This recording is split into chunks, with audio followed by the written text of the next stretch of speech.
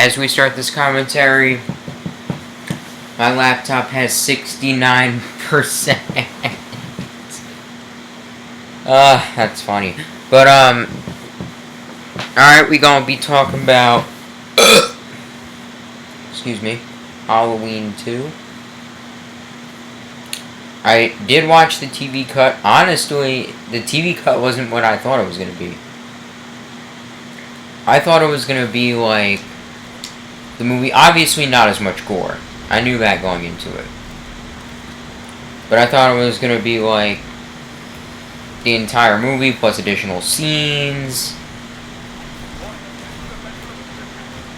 But it wound up being a watered down version of Halloween 2.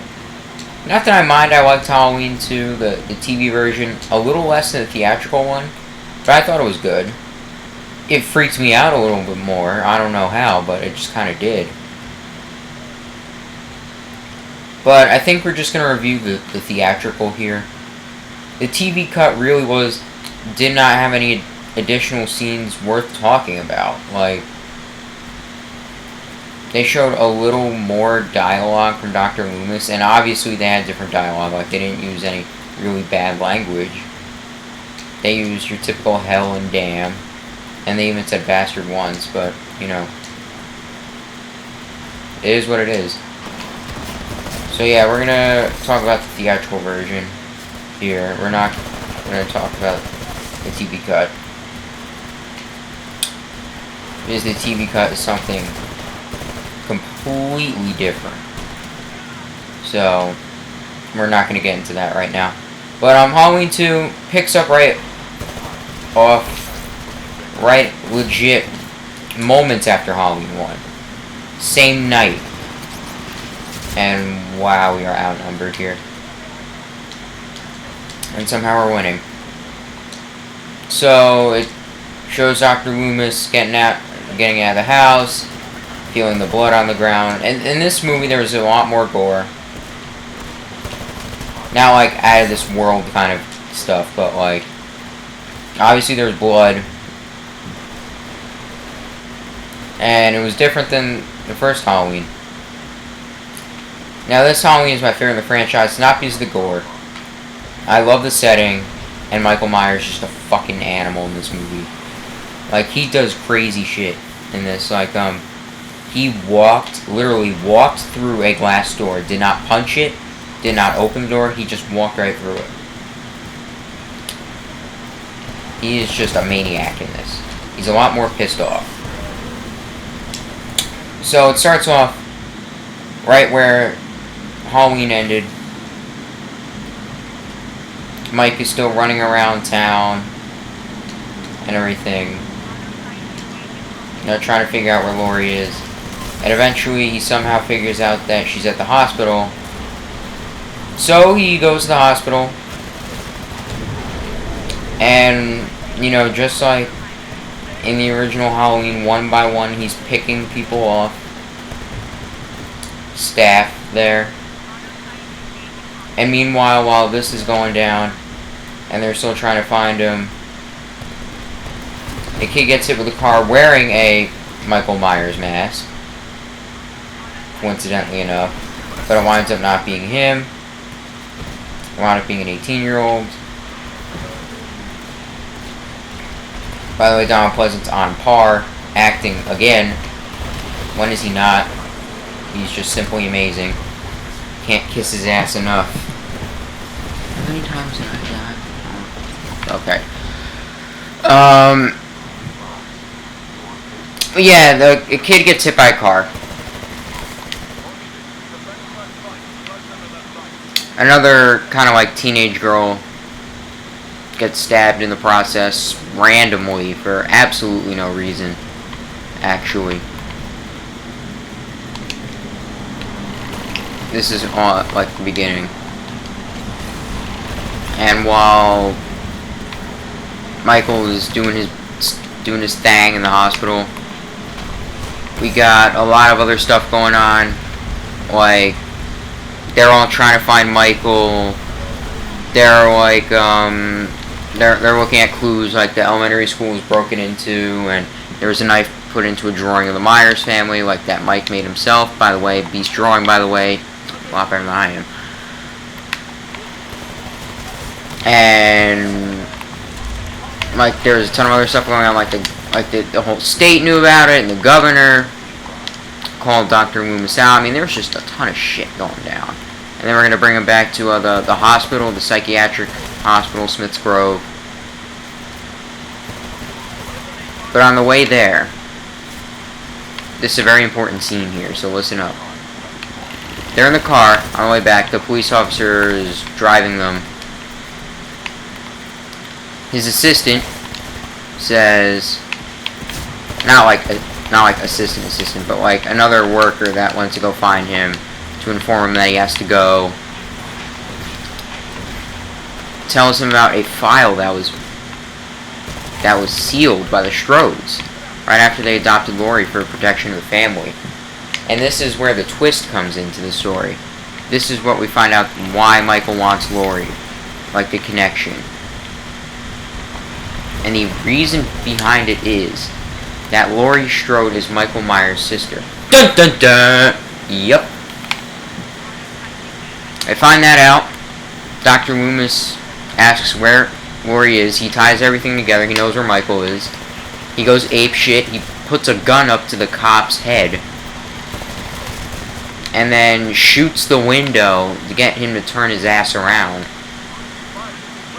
They drive to the hospital. Right when Michael and Laurie are playing cat and mouse yet again. Then Loomis, the police officer, and the assistant, they all show up. Then Mike finds Laurie again. The cat and mouse continues. Dr. Loomis lets Laurie in the door.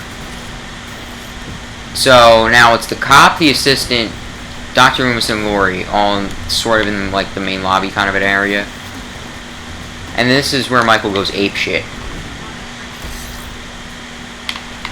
There's obviously the last door. He just walks right through the glass, shatters it. No sort of pain. He didn't even have to open the door normally. No handle. He didn't even have to kick it down. He just walked right through it. This is a different kind of Michael Myers here, and I'm out of ammo. I mean, this is a more psychotic, more pissed off Michael Myers than we've ever seen. So he's in there. Michael's in there. Dr. Loomis whips out his handy-dandy pistol, pops him about another 6 times or so. He's down on the ground. Police officer walks up to him, despite Dr. Loomis saying, no, don't walk up to him, you'll get your ass handed to you. And Mike just slits his throat away. And the assistant's outside. Trying to get the police over there and everything. On the radio. Dr. Loomis has just been barking orders throughout this whole damn movie. Because he should be calling the shots, not the dumbass police officers. So Laurie and Dr. Loomis, they're running around to this one room. It's got like oxygen tanks and shit like that. You know, for patients when they need oxygen. All that shit. You guys should know what they have in a hospital, what they don't have in a hospital. I mean, they also have stuff like hot tubs and shit. But that's for rehabilitation, where Mike had one of his famous kills in there. With that dumb cunt that thought she was so cool. But, alright, we're getting off track of what's supposed to be going on right now. So they're in there. They're hiding for Mike. Mike breaks through another door.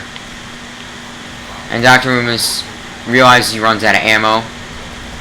And then Mike stabs him in, like, the stomach. And he just does the most hilarious fall down of all time. And Laurie's all, like, scared. She was like... And he goes, Michael? And he just stops, does his dog head turn, and then proceeds to walk back up to her to shank her. But Laurie grows a pair of balls and shoots him in the eyes. He's bleeding from his eyes, which, by the way, looks really, really cool. For some reason. For some sick reason.